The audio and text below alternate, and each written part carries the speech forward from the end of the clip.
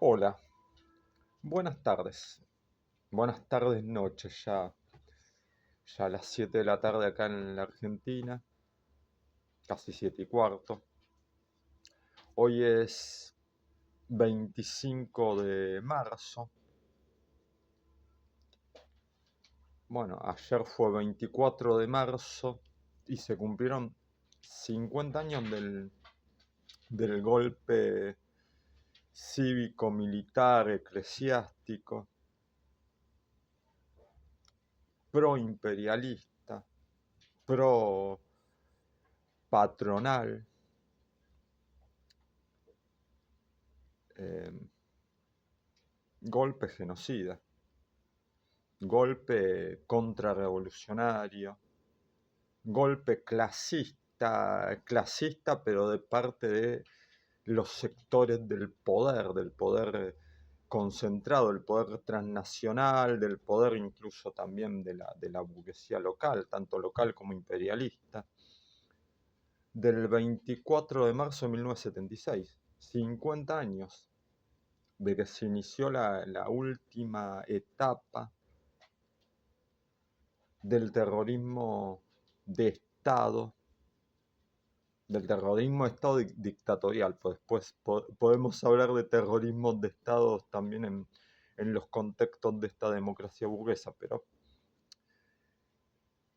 eh, de la última dictadura militar, 24 de marzo de 1976. Bueno, y hoy, por ejemplo, se cumplen 49 años del asesinato y de la desaparición del escritor, periodista, historiador, analista, militante, revolucionario, Rodolfo Walsh.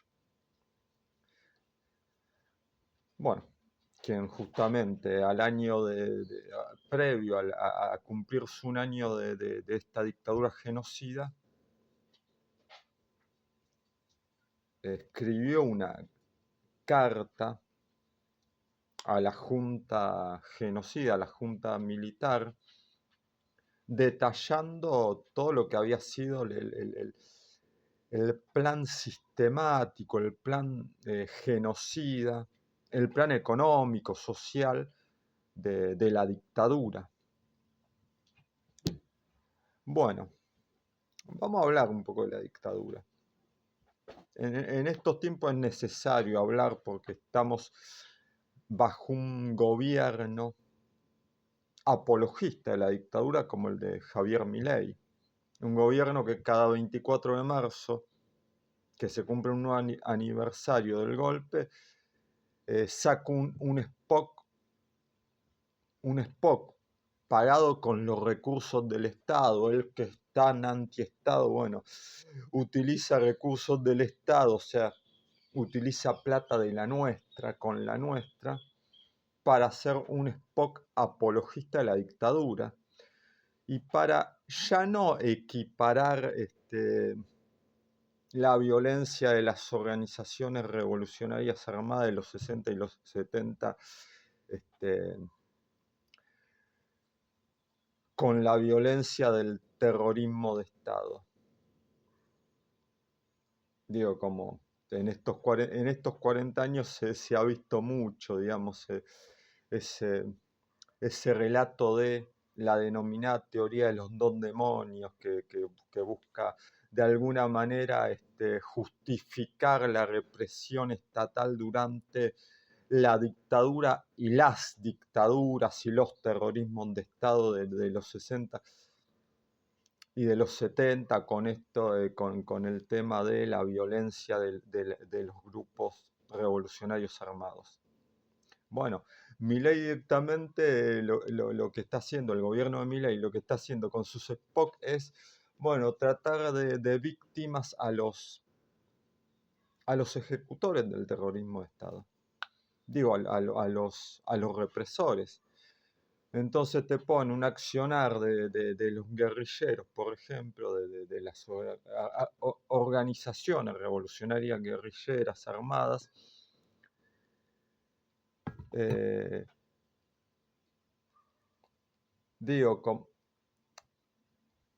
y te pones ese accionar como que fue ejecutado contra pobres capitanes, pobres, no, te lo pone como si fueran, como si los represores hubiesen sido inocentes. Y estamos hablando de tipos que mataban obreros, que mataban estudiantes, que torturaban, que ejecutaban en centros de tortura, de represión, que no eran inocentes. Obviamente que también han buscado algún accionar de los grupos armados donde hubo efectivamente, y desgraciadamente es así, algunas víctimas que sí fueron inocentes, pero eso no quita eso no quita la brutalidad de la dictadura. Entonces hay que analizar que la dictadura, que el terrorismo de Estado no fue una simple, no se puede reducir a un simple relato en donde los protagonistas son las fuerzas represivas y un grupo revolucionario armado. Porque la dictadura fue un accionar de todo un sistema, fue un accionar represivo de todo un sistema, digo, de las Fuerzas Armadas sí, pero también hubo sectores del poder económico, hubo sectores del poder de la burocracia sindical, sectores de la iglesia, o sea, sectores muy, muy estructurales, muy dirigentes de la iglesia. Pero también hubo víctimas, o sea, también hubo víctimas de la dictadura, curas que fueron víctimas de la dictadura, pero eso garantizado por el poder de arriba, o sea, por el poder eclesiástico. Así como, bueno, la mayor parte de las víctimas de la dictadura y de las dictaduras, porque tendríamos que analizar Onganía, Levington, Lanuse, la AAA y también, obviamente, la última etapa con Videla, Macera, Agosti y toda la dictadura genocida, los 7 años de dictadura genocida.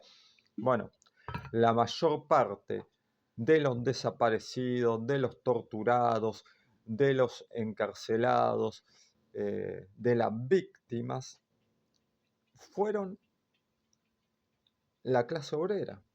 Fueron de la clase obrera, fueron obreros, también fueron docentes, abogados, artistas, intelectuales, bueno, estudiantes también.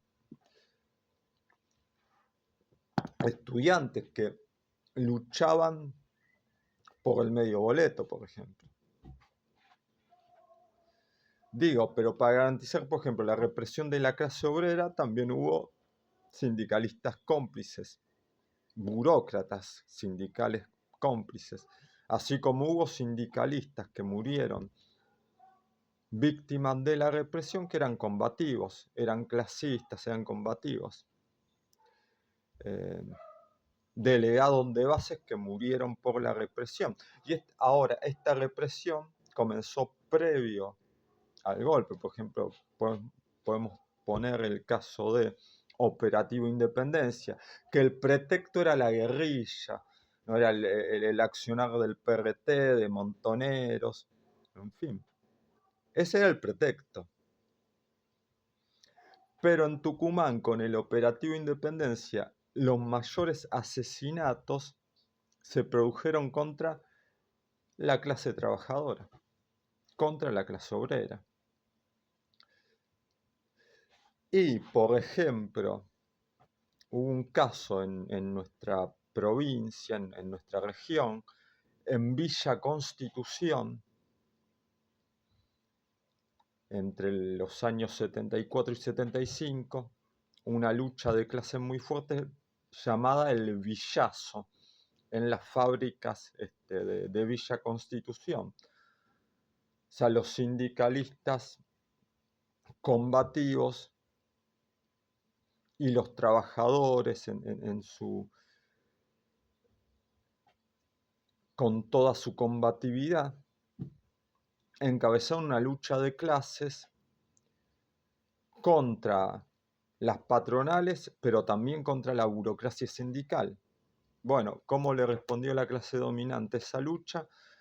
Con algo que se llamó el Operativo Serpiente Roja del Paraná, que fue en marzo del 75, bajo decretos del gobierno peronista de entonces, de María Estela Martínez, con la firma de Italo Argentino Luder, de Carlos Rucau y de Antonio Cafiero, por ejemplo, que firmaron esos decretos para militarizar Villa Constitución e iniciar la última etapa previa a la dictadura de terrorismo de Estado en nuestra región, con grupos de tareas en las fábricas, con toda una iglesia en Villa Constitución, con gerentes y subgerentes cómplices, y con un actor de los grupos empresariales, un tipo muy ligado tanto a la oligarquía, del campo, como a los grupos empresariales de la industria, y tanto también a los sectores del imperialismo de Wall Street, llamado José Alfredo Martínez de Hoz, que en ese momento era el jefe de Asindar, o sea, era el empresario principal de Asindar. Y ese señor fue el que armó esa previa represiva al golpe, que fue el Operativo Serpiente Roja del Paraná, donde empezaron a chupar a la clase trabajadora que habían llevado a cabo el Villazo, que llevaba a cabo la lucha del Villazo, a chupar a trabajadores, a delegados de base. Entonces, no hay que dejarse engañar por toda esta lógica planteada por el gobierno de Milei y por los apologistas de la dictadura, ¿no? De que los militares actuaron de manera de frenar a la subversión terrorista y bla, bla, bla, bla, bla. No. A ver, acá, por ejemplo, vamos a analizar el concepto de subversión, de subversivos, de guerra o de lucha antisubversiva. Vamos a ir más atrás, vamos a ir al año 1969, o quizá podemos ir al año 66, bueno, en fin. La lucha antisubversiva, la guerra antisubversiva, ese concepto, nació no en contestación a los grupos armados revolucionarios de los 60 y los 70. No, nació cuando todavía no existían esos grupos. Bueno, ya habían existido experiencias guerrilleras, pero todavía no existía. Existía el PRT, pero todavía no en su fase de accionar militar. Montoneros todavía no existía, Pero ¿cuándo empezó toda esta cuestión de guerra o lucha antisubversiva? Luego de los rosariazos y de los cordobazos y de los denominados azos.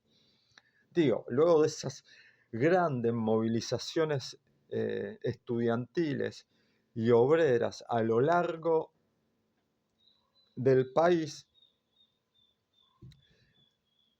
que fueron muy grandes puebladas, con reivindicaciones de toda la clase obrera y de todo el movimiento estudiantil, y que fueron duramente reprimidas por la dictadura de Juan Carlos Onganía, recordemos. Junio de 1966, la dictadura, el general Onganía da un golpe de Estado contra el gobierno de Arturo Illia.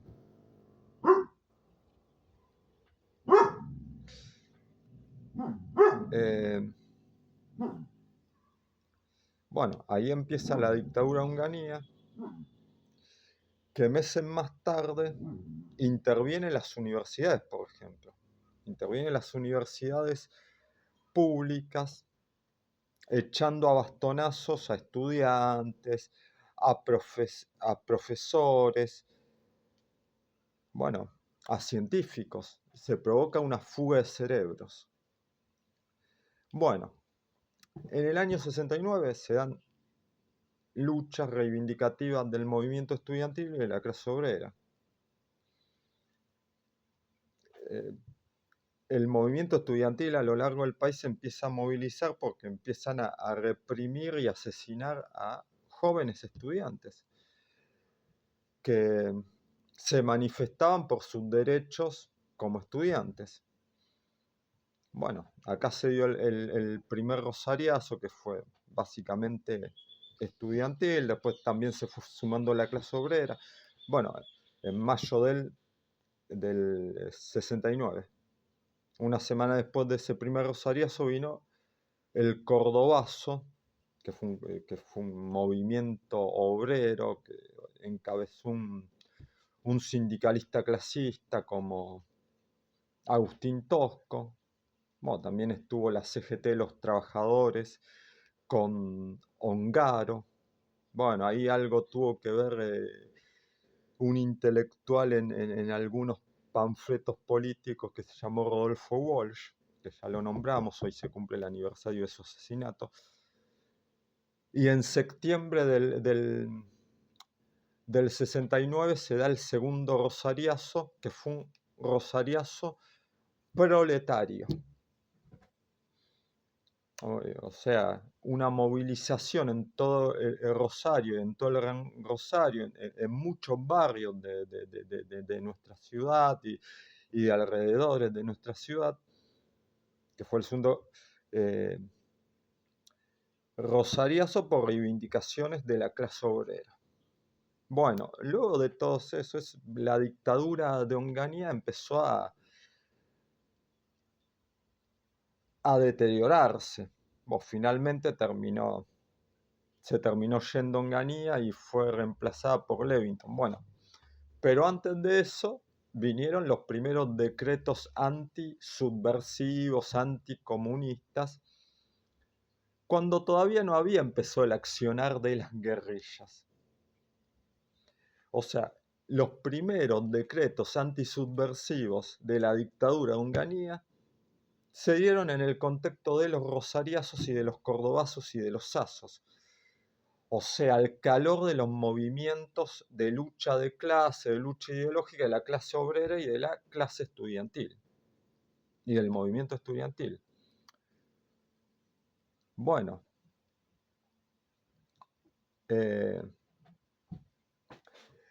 por eso no se puede caer en la lógica que nos plantean los sectores apologistas de la dictadura de que los milicos vinieron a frenar a la subversión. Hay que a la subversión guerrillera. digamos, a la subversión guerrillera. Digo, porque además cuando se empezó a hablar de subversión, se empezó a hablar en contestación a las movilizaciones obreras. Digo, y aunque fuera, y aunque fuera solamente contra la cuestión, contra la cuestión de la lucha armada, tampoco se puede justificar la atrocidad de la dictadura, o sea, los campos de exterminio de la dictadura, los campos de detención. Digo, fue todo un sistema muy bien organizado, fue algo muy bien planificado. Todo fue planificado, el terrorismo fue planificado. Más de 800 centros de detención. Se chupaba en las fábricas, se chupaba en las universidades, se chupaba en las escuelas, hasta en los hospitales había grupos de tarea. O sea, fue algo organizado. Digo, se robó, ayer se vio en el spot del gobierno que había una mujer que había sido apropiada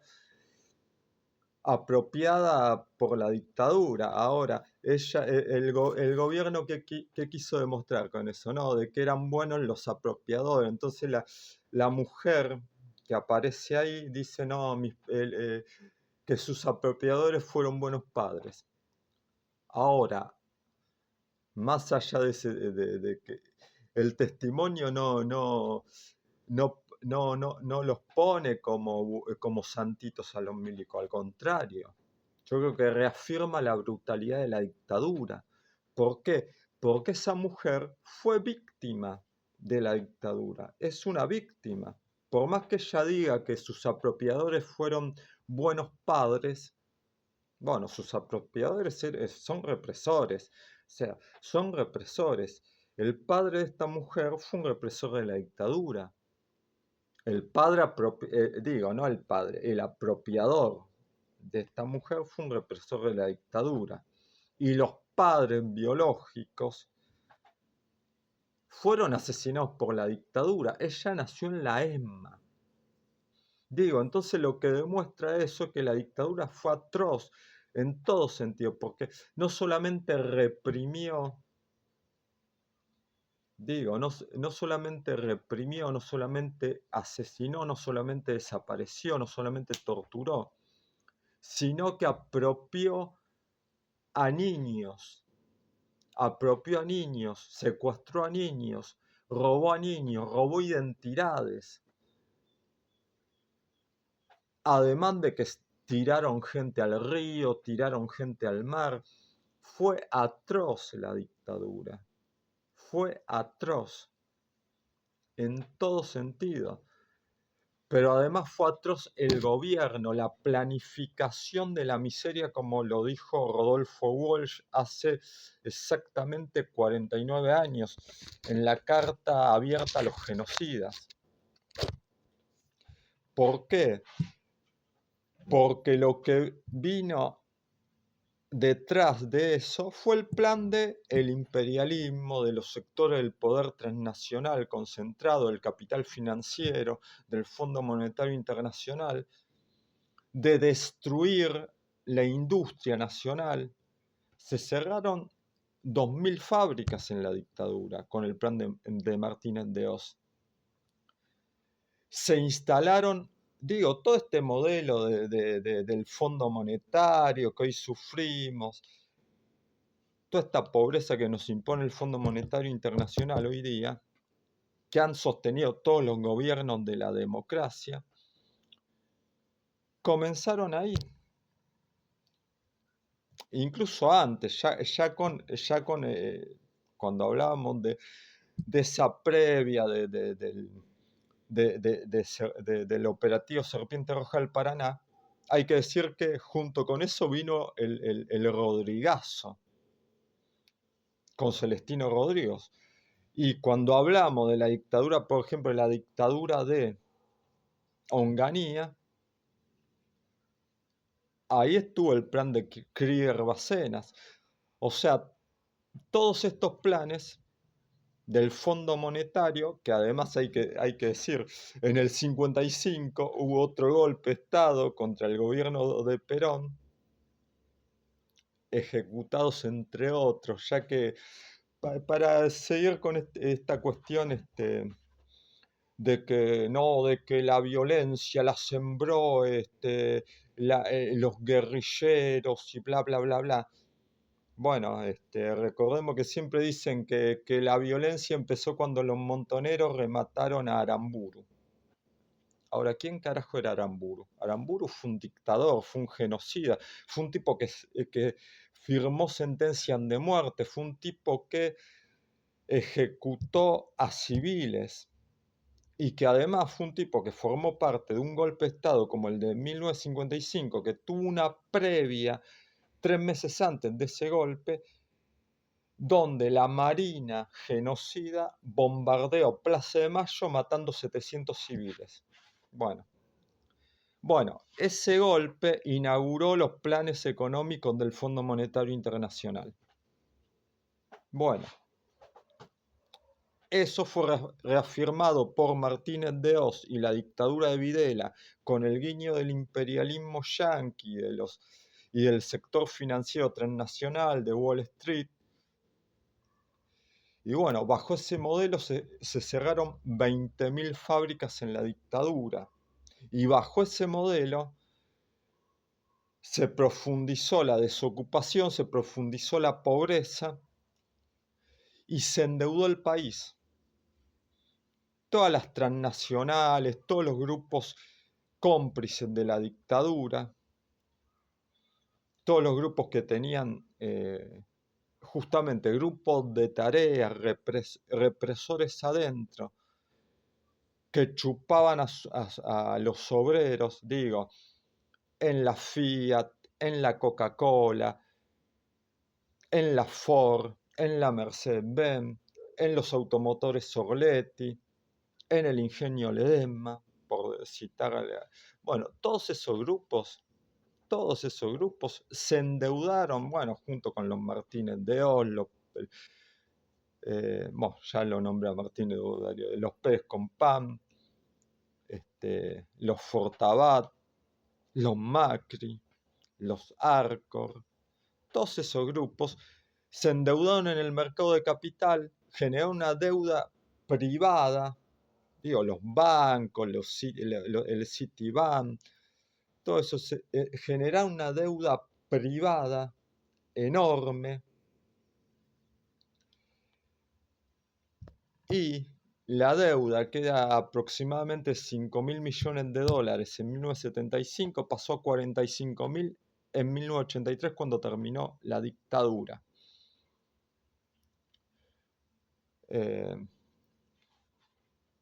Y después toda esa deuda se fue reciclando con los diferentes gobiernos de esta democracia burguesa. Se fue reciclando y hoy tenemos una deuda 1.000 millones de veces más enorme. Porque ningún gobierno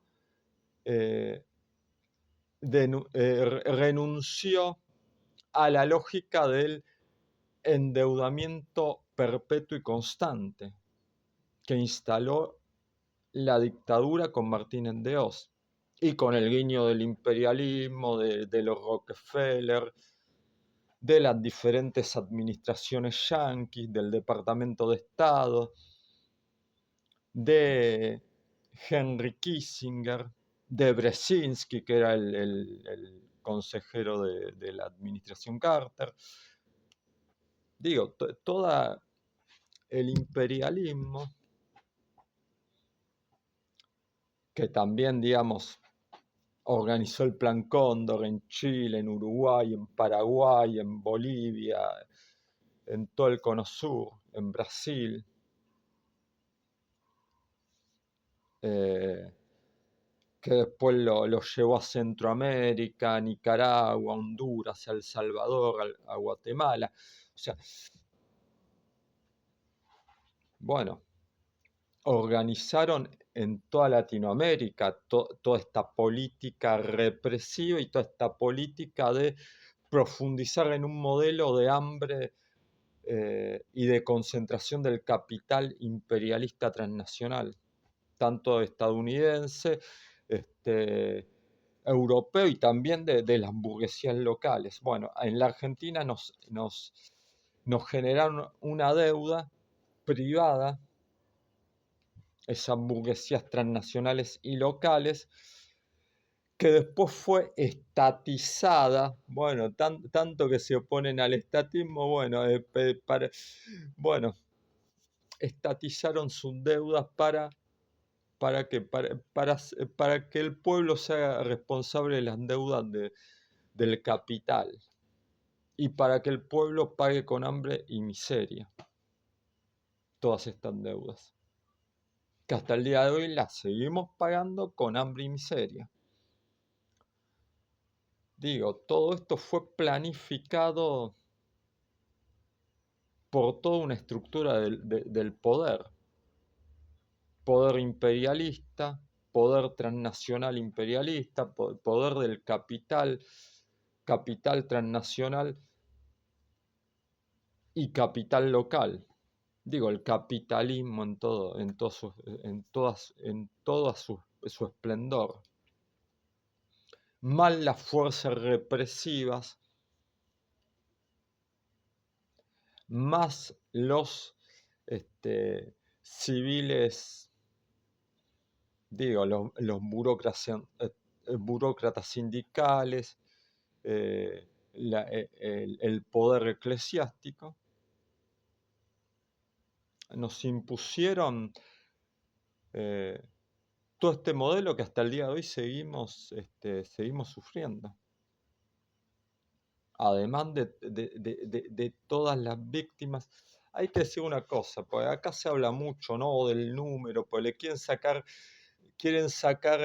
peso a la dictadura. La dictadura fue brutal. Hayan sido 1000, 2000, 3000, 5000, 10.000, 20.000, 30.000, 40.000 o lo que sea. Pero acá hay una cuestión. Cuando se habla de un número,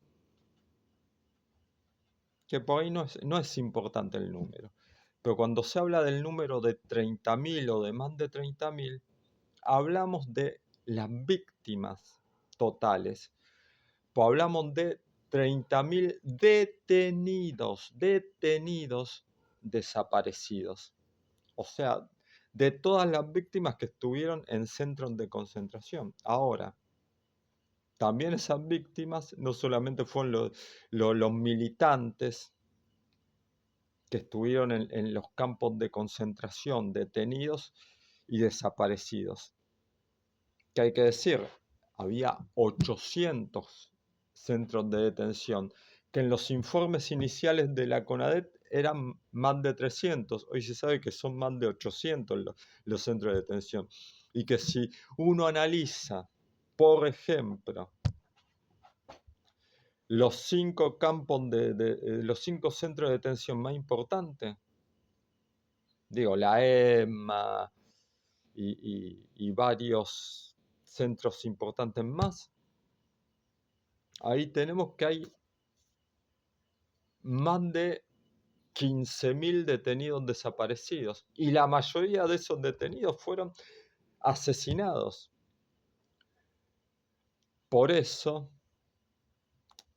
además, por eso se contabilizan los organismos de derechos humanos que hubo más de 30.000 detenidos desaparecidos, porque si en 4 o 5 centros importantes ya había más de 15.000 detenidos y la mayoría fueron asesinados, desaparecidos, bueno, y si hay más de 800 centros de detención, bueno, se supone que la cifra fue alrededor de 30.000, se computan, o más de 30.000. Pero además todas las víctimas, los niños que fueron apropiados y secuestrados por la dictadura, o sea, además todos los exiliados por la dictadura, todos los que fueron torturados, en fin. O sea, es infinito el terror que sembró la dictadura en la Argentina. Eh, pero además, digamos, cuando se habla de cifras, bueno, Rodolfo Walsh hablaba de 15.000 desaparecidos y 4.000 muertos en 1977, 6 años antes de que termine la dictadura.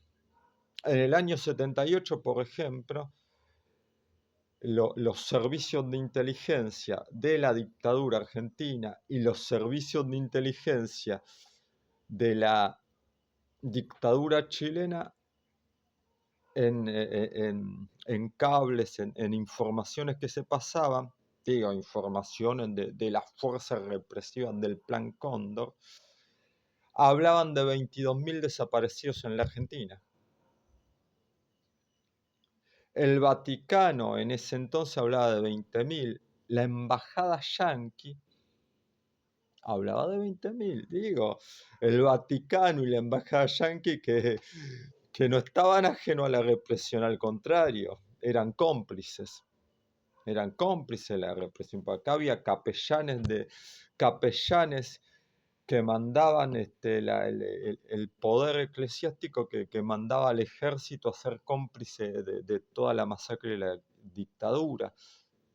Digo, acá en ese entonces la CIA, los elementos del imperialismo, las grandes transnacionales imperialistas eran cómplices de la represión, de la dictadura y de las dictaduras de los demás países del Cono Sur con el Plan Cóndor. Sabían mucho de lo que pasaba. Y decían que había 20.000 desaparecidos en 1978. Por eso, digamos, no es descabellado el número de 30.000. O sea, fue una demanda, y es una demanda todavía de los organismos de derechos humanos, porque incluso la cifra de la CONADET inicial, que eran aproximadamente 9.000, que no solamente se contaban las víctimas de la represión en la dictadura, sino de la AAA. Hay que decir, digo, habría que abrir todos los archivos, seguimos exigiendo la apertura de todos los archivos de la dictadura, porque además siguen apareciendo cuerpos, siguen apareciendo huesos de desaparecidos al día de hoy, que se abran todos los archivos, incluidos los de las dictaduras anteriores. Muchos compañeros hablan del 73 o 74 en adelante con la AAA. Yo diría que de mucho antes se debía investigar.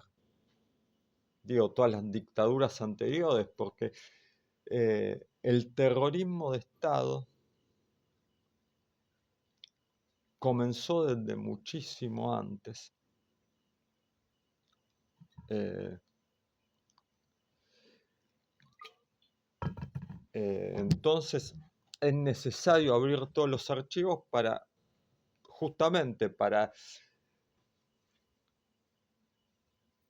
despejar todo tipo de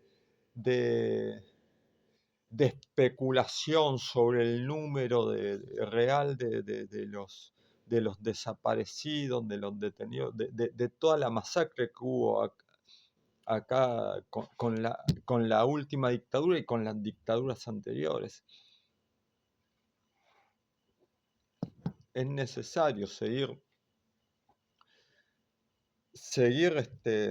luchando por eso. Pues además es una demanda histórica de los organismos de derechos humanos, de los que somos militantes por la revolución y por el socialismo.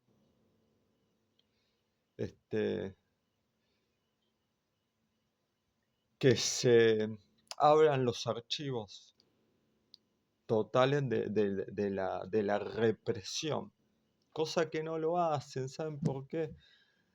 Porque desgraciadamente hay complicidades hasta el día de hoy.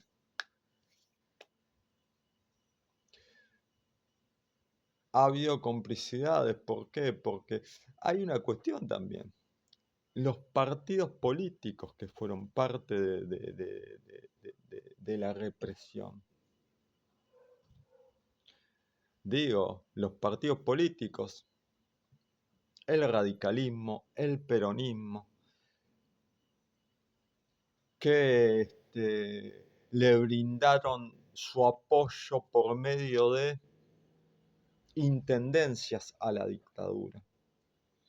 Digo, hubo intendentes del radicalismo y del peronismo y de diferentes partidos políticos que fueron intendentes en dictadura, que le aseguraron intendentes a la dictadura. Ahora, anterior a eso, no nos olvidemos del periodo previo con la AAA, porque acá hay muchos que dicen no, desde el 74 porque le quieren sacar responsabilidad, por ejemplo, a figuras históricas, como a Perón, por ejemplo. Y perdón, que sé que mucho le va a doler que uno mencione el nombre de Juan Domingo Perón, pero Perón dio el visto bueno para la creación y la formación de la AAA, pero además el gobierno de Perón, el último gobierno de Perón, profundizó en los códigos represivos que ya se venían dando en la época de la dictadura de Onganía, Levington y Lanusse. Pero Perón reforzó esos códigos represivos para imponer una política contra, bueno, bajo el nombre de la lucha antisubversiva también. Y bajo esos códigos represivos se dio marcha a la represión de la AAA, que fue una represión contra artistas, contra clase trabajadora, este, contra militantes sociales, contra... Bueno, de hecho, recordemos que la experiencia del Cordobazo había, en esos años de la vuelta del peronismo al gobierno en la Argentina, se había dado un gobierno progresista eh, que era continuidad de las luchas del Cordobazo. ¿Qué pasó? A instancias del gobierno de Perón, se intervino la provincia de Córdoba y se dio un golpe policial que se llamó el Navarrazo. Bueno, por bueno, un golpe militar que se llamó el Navarrazo, por Navarro, un represor ahí, que instaló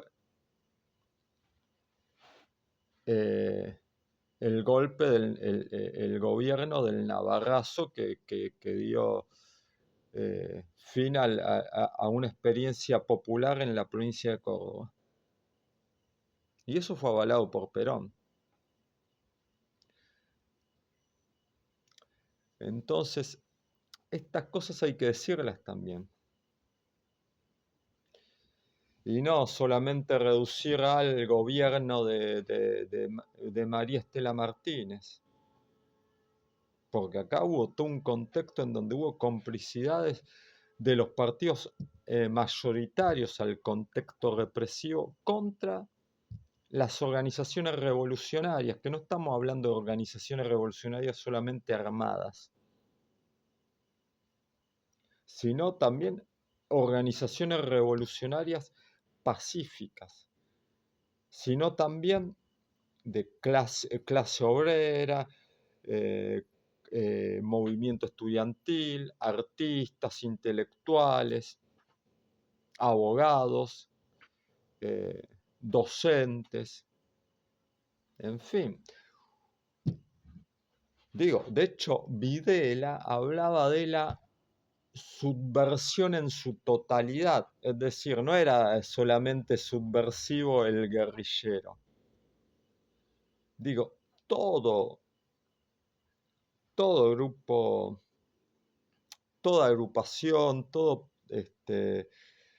militante político, social, era considerado, por más que sea pacífico su accionar militante, era considerado un subversivo. Eh, y la mayoría